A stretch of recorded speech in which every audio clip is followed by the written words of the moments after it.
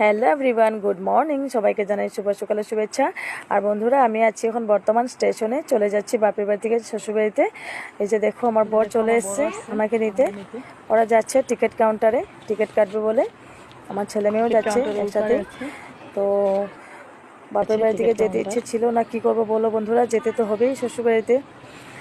আর অনেক মিস করছি সবাইকে, বিশেষ করে আমার মা বাবাকে বেশি মিস করছি।